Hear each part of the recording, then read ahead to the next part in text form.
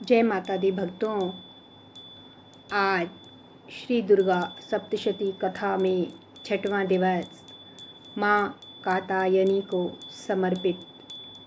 माँ दुर्गा का छठवां रूप यह देवी दैत्यों की संहार करता है और जो भक्त इनकी कथा का श्रवण सच्चे मन व श्रद्धा से करता है, कहते हैं उनकी सभी मनोकामनाएं शीघ्र पूर्ण होती हैं और अविवाहित भक्तों के विवाह योग शीघ्र बनते हैं। तो भक्तों, आपने कर्मानुसार कथा में आज 11वां अध्याय का श्रवण करेंगे। इससे पहले अध्यायों में आपने जाना कि किस प्रकार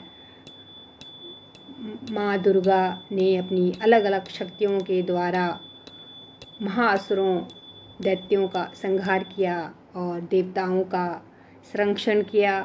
जब सभी देवता प्रसन्न हुए वे तब सभी माँ चंडिका की स्तुति करने लगे। उन्होंने कहा, हे माँ, आप ही ब्रह्मा विष्णु और रुद्र रूपिणी हैं। आप ही सृष्टि का पालन और संहार करती हैं। देवताओं ने माँ की महिमा गाते हुए प्रार्थना की कि आप सदैव हमारी रक्षा करें। तो चलिए भक्तों, आज जानते हैं अध्याय 11 का विस्तार रूप।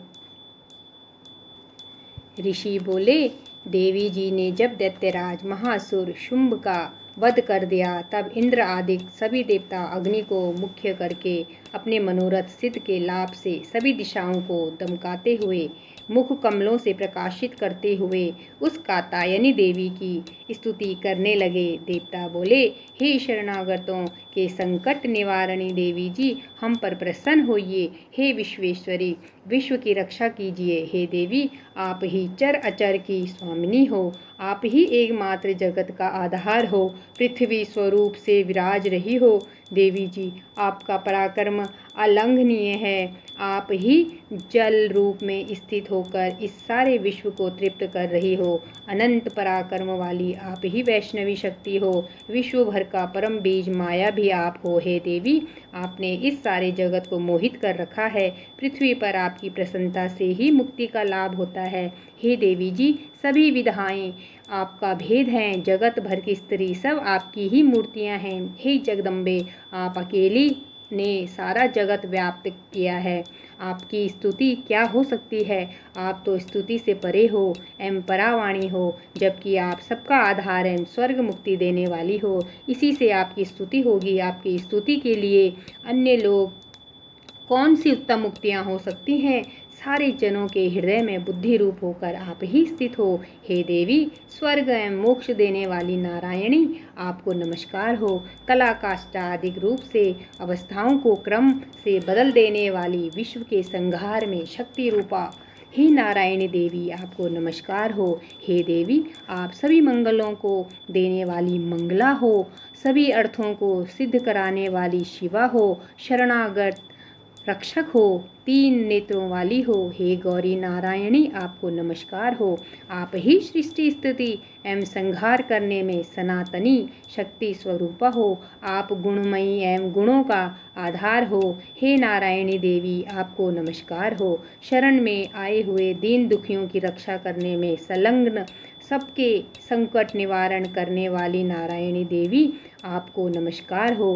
हंसों से जुते हुए विमान पर विराजमान ब्रह्माणी के रूप को धारण करने वाली कुश मिश्रित जल छिड़कने वाली नारायणी देवी, आपको नमस्कार हो। माहेश्वरी के रूप से त्रिशूल, चंद्रमा और सर्पों को धारण करने वाली महावृषभ पर बैठने वाली नारायणी, आपको नमस्कार हो। मोर तथा मुर्गों से आवृत महाशक्ति धारण करने वाली पाप रहित कौमारी रूप में स्थित हे नारायणी, आपको नमस्कार हो। शंख चक्र गदा शांग उत्तम अस्त्रों को धारण करने वाली वैष्णवी शक्ति रूप प्रसन्न हो। हे नारायणी, आपको नमस्कार हो। हाथ में भयंकर चक्र धारण किए, दाढ़ों पर पृथ्वी उठाए हुए 12 रूप धारणी शिवे नारायणी, आपको नमस्कार हो। भयानक नरसिंह का रूप धारण करके दैत्यों का वध करने के लिए उद्यमशीले त्रिलोकी की रक्षा करने में परायण परायणी आपको नमस्कार हो।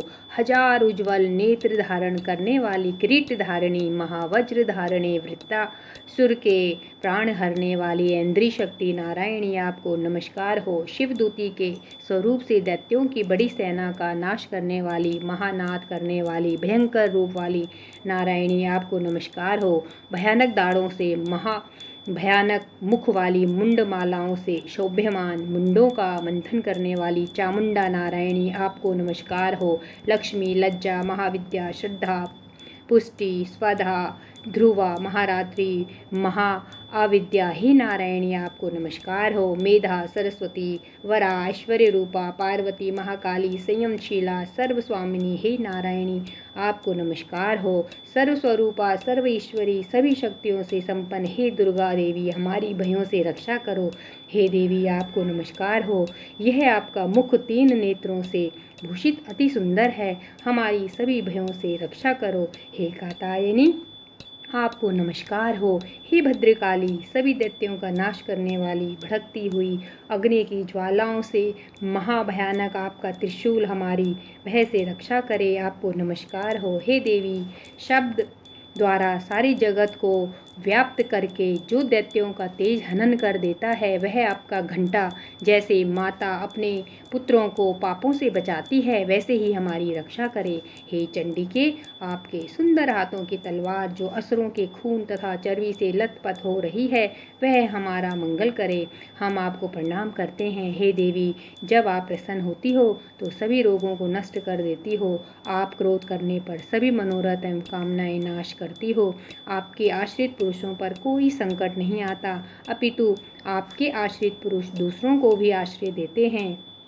हे देवी, आपने जो आज इन धर्मद्वेषी महादैत्यों का क्षय किया है, उनमें अपने स्वरूपों को अनेकों शक्ति रूपों में विभक्त करके किया है।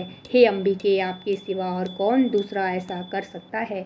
विद्याओं में विचारों के दीपक, रूप शास्त्रों में, वेद वाक्यों में आपके सिवा और किसका वर्णन आता है, और न आपके सिवा कोई दूसरी शक्ति है जो इस विश्व को अज्ञान रूपी भयानक अंधकार से पूर्ण ममता रूपी गड्ढे में खूब भटका रही है। जहाँ राक्षस हों, जहाँ कठोर विष वाले सर्प हों, जहाँ शत्रु हों, जहाँ पर डाकुओं का दल आ जाए, वन में आग लग रही हो एवं समुद्र के मध्य में जहाँ दावानल हो, वहीं उपस्थित होकर आप ही विश्व की रक्षा कर लेती हो। हे विश्वेश्वरी, आप विश्व की रक्षा करती हो, विश्व रूपा होकर विश्व को धारण करती हो। आप विश्वेश्वर से भी वंदनीय हो। जो पुरुष भक्ति पूर्वक आपको प्रणाम करते हैं, वे विश्व के आश्चर्य हो जाते हैं। हे देवी, जिस प्रकार इस समय दैत्यों के वध से तुरंत हमारी रक्षा कर ली, उसी प्रकार नित्य ही हमें शत्रुओं के भय से बचाइए, प्रसन्न होइए और जल्दी से सारे जगत के पाप नष्ट करिए। पापों से उत्पन्न महामारी आदि उपद्रव भी दूर हों। हे देवी, विश्व भर के दुख दूर करने वाली, प्रणाम करने वाले हम पर प्रसन्न होइए। तीनों लोकों के निवासियों से स्तुति की गई मातेश्वरी, सब लोगों को वर दीजिए। देवी बोली, हे देवतागण, मैं वर देने को तैयार हूँ। मन चाहा वर मांग लो, संसार का उपकारक वर मैं अवश्य देती हूँ। देवता बोले, हे सर्वेश्वरी, आप त्रिलोकी की समस्त बाधाएं शांत करें और इसी प्रकार हमारे शत्रुओं का भी नाश करती रहें। देवी बोली, हे देवगण, वैवस्वत मनवंतर के 28वें युग के आने पर शुंभ निशुंभ नामी 2 और महादैत्य पैदा हो जाएंगे। तब मैं गंधगोप की गृहिणी यशोदा के गर्भ से अवतार लूंगी और विंध्याचल में जाकर निवास करूंगी। फिर पृथ्वी पर महाभयंकर रूप से अवतार लेकर वैपरिचित्ति नामक घोर दैत्यों का भक्षण करके मेरे दांत भी अनार के फूलों की तरह लाल हो जाएंगे। तब स्वर्ग में देवता और पृथ्वी पर मनुष्य मेरी स्तुति करते समय मुझे रक्त दंतिका कहेंगे। इसके अनंतर जब पृथ्वी पर 100 वर्षों तक वर्षा नहीं होगी, पानी नहीं मिलेगा, तब मुनिजन मेरी स्तुति करेंगे। उस समय मैं अयोनिजा प्रकट होंगी। मैं 100 नेत्रों द्वारा उन मुनियों को देखूंगी, तब मनुष्य मेरा शताक्षी नाम से कीर्तन करेंगे। हे देवतागण, उस समय मैं सारे संसार को जब तक वर्षा नहीं होगी तब तक अपने शरीर से उत्पन्न शाक द्वारा पालूंगी। पृथ्वी पर शाकंभरी इस नाम से मैं विख्यात हो जाऊंगी। वहां पर मैं एक दुर्गम नाम के दैत्य का वध करूंगी। फिर मेरा नाम दुर्गा देवी इस नाम से विख्यात होगा। फिर जब मैं भयानक रूप धारण करके हिमालय पर रहने वाले राक्षसों का मुनियों की रक्षा करूंगी के लिए भक्षण करूंगी, उस समय सभी मुनि भक्ति भाव से नम्र होकर मेरी स्तुति करेंगे। तब मेरा नाम भीमा देवी विख्यात होगा। फिर जब अरुण नामक दैत्य त्रिलोकी में भय एवं बाधाएं उपस्थित कर देगा, तब मैं त्रिलोकी की रक्षा के लिए 6 पंजों वाले असंख्य भ्रमरों का रूप धारण करके उस महासुर का वध करूंगी। उस समय मुझे भ्रामरी कहकर लोग सर्वतः मेरी स्तुति करेंगे। इस प्रकार जब जब भी लोकों में दैत्यों द्वारा बाधाएं उपस्थित होंगी, तब तब मैं अवतार ले लेकर शत्रुओं का नाश करूंगी।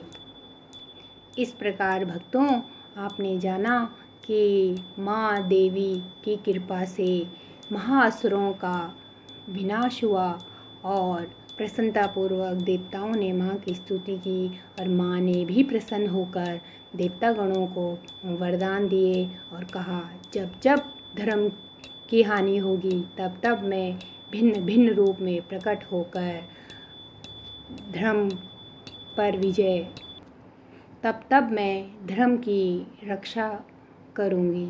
जय माता दी। मिलते हैं अगले अध्याय में।